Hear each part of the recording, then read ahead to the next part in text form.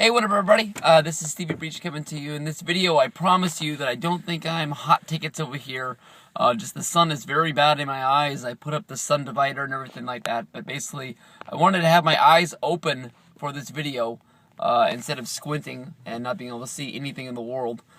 So I put them on. But this will be in the video where I discuss my prediction for the Royal Rumble winner of this year. This year I predict that none other than Daniel Bryan's going to be the winner. I came out with that in my Raw review last night, and in this video I'll be going over why I think that other people aren't going to be the guy who gets it done. I think a lot of people on paper this year have Batista as doing the big return and then going in and winning the Rumble. Honestly, in my opinion, I think if Batista was going to be the guy who won the Royal Rumble, he wouldn't be doing a return on the Raw before the Rumble. He would be returning at the Rumble at some sort of a surprise.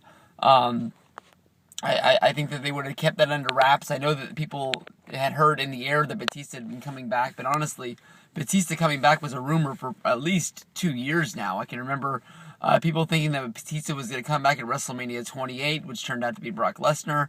I can remember people saying that Batista was going to come back at SummerSlam 2011-ish because he was in the area doing something in San Diego that weekend, and he was in the area to come back. But Batista's finally back. I don't think he's going to be the guy that does it.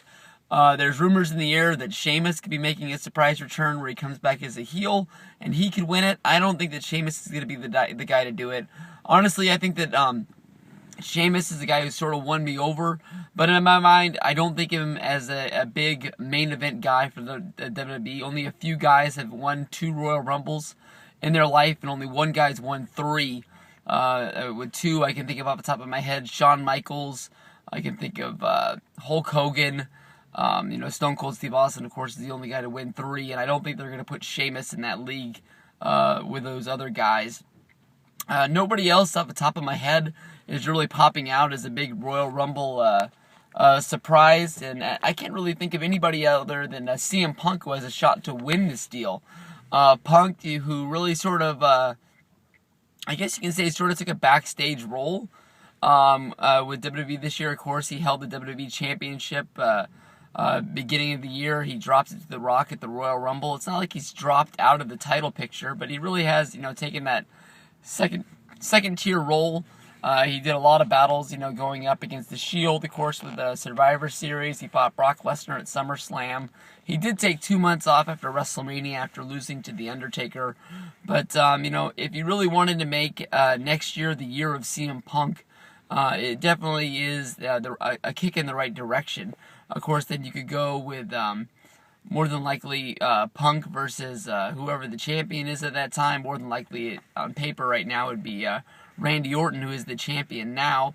Even though I don't really think that he's going to be the champion after the Royal Rumble. But then again, you have the Elimination Chamber after that, which opens the door open for almost anybody else to win it. But in my mind, it's going to be Daniel Bryan. He was the superstar of the year last year as voted by the fans.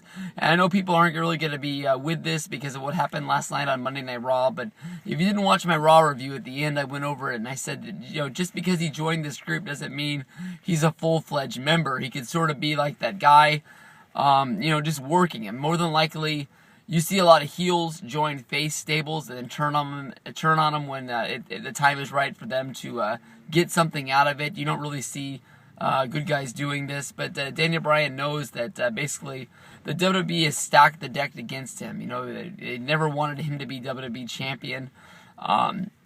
Every time he did beat Randy Orton, you had Triple H and the Authority coming out and giving some bullshit reason why they were taking the title away from him. You had the referee who came out and said that it was a fast count and that Daniel was in on it, even though it was never really revealed if Triple H paid him off to say that. He was fired or suspended and then came back to work 2 weeks later with no explanation of what that was. It must have just been an oops, we forgot sort of storyline where we were going and just weren't able to patch it up and get it together. But Daniel Bryan has to know that basically Triple H is going to do everything he can do to make sure that guy doesn't, have the WWE Championship. But then again, there's nothing he can do if Daniel Bryan wins the Royal Rumble to become the number one contender. There's only one title at this point. There's the WWE World Heavyweight Championship. There's no two titles, so it's not like Triple H can persuade him to go after one title instead of going after the other. It's just going to be a lock-in on one. And then he has, a chance to win the title in front of the largest wrestling crowd all year long. Everybody knows that WrestleMania is the biggest show in the world, and how else do you capitalize and put a big exclamation point on how big of a star they've made Daniel Bryan this year? John Cena called him out and said that he was the hottest thing going for SummerSlam and nominated him to be the one guy to get a shot at his title. And after that, Cena was out of the picture. We went with Daniel Bryan versus Randy Orton, and they did that enough to the point where they can give it some time to breathe. And they kept letting Daniel Bryan, get wins. And honestly, if you really break down everything that Daniel Bryan was saying to Bray Wyatt, it was almost like he was, telling the fans that he was still with them. He pointed out the fact that, every time he wrestles, he wins matches. Every time he goes into any, arena, the crowd always cheers for him. They always chant yes. They always chant no. They're always with him. And even though he does this, they're still going to be with him. I think that more than likely, Daniel's going to work the system. He's, sort of going to have 4 guys in the Rumble competing as one, as long as they can all get in there sometime close together. And WWE, they always sort of stack the deck where all the factions can be in there at a time. And I can remember back to the Royal Rumble with the new Nexus with CM Punk, and they sort of all came together and they were eliminating everybody as they walked in. It was a pretty fun moment to see. And that's one that always really strikes out of my mind as a fun Rumble moment. But, Daniel Bryan in my mind is going to win the Rumble. Daniel Bryan is going to go to WrestleMania, and he is going to win the WWE World Heavyweight Championship. Anybody who thinks that this Bray Wyatt versus John Cena match is going to happen, and the stipulation is going to be if Daniel Bryan is going to be freed from the Wyatt family, that makes no sense. Why you don't have somebody like Daniel Bryan go to WrestleMania and wrestle and just sit on the sideline. Not going to happen. Peace out.